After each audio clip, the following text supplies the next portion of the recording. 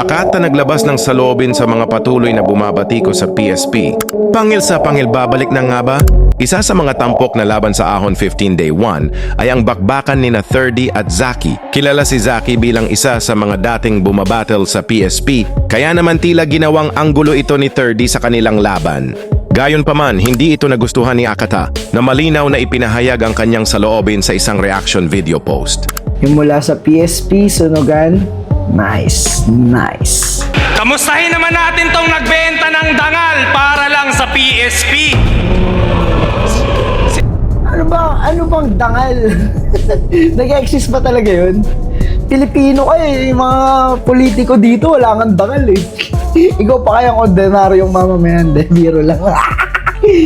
Wala, hindi ako galit sa mga anti-PSP, bahala kayo dyan. Basta kami, kumain ng masarap. Tatatak agad sa isip na gawa mong baliktarin yung FT para lang sa TF. Yeah. Nice! Okay lang yun, walang problema doon. Bakit ba kasi kailangan loyal lagi?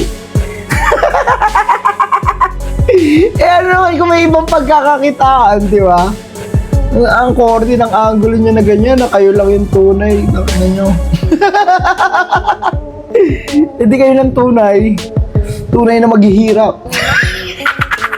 Kaya kayo pakainin ni Enigma. Naniniwala ako. Kaya niya yan.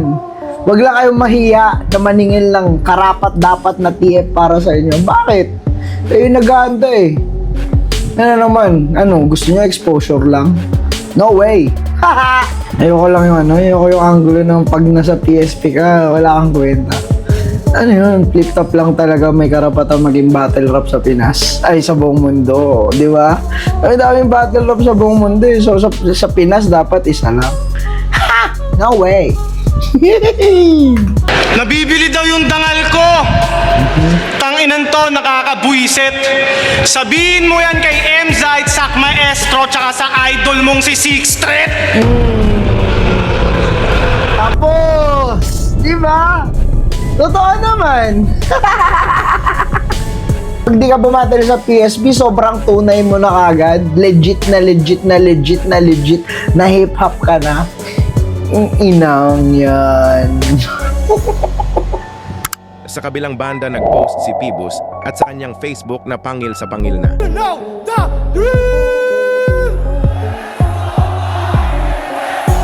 Naging tampok sa usapan ng PSP sa loob ng isang taon. Kahit marami ang mga bumabatikos, hindi may kakaila na nakapagbigay ito ng mga magagandang matchup. Random, ako sa tula ko mabusisi. Fibonacci, pag nagsulat to, nakakalculate ko ng maigi. Iba yung rapper na pandayo sa rapper na may artistry. Iba yung Leonardo DiCaprio sa Leonardo da Vinci. Mas magyayabang ka ngayon keso ikaw nagbubuhat sa amin? O ba't sa flip-top, di mo nagawa yun? Yung kahambugan mo, subukan natin. Opisyal kitang hinahamon sa bagay na pinagdamot mo nga rin. Gawin ulit natin to sa ahon, mag-ubusan tayo ng hangin.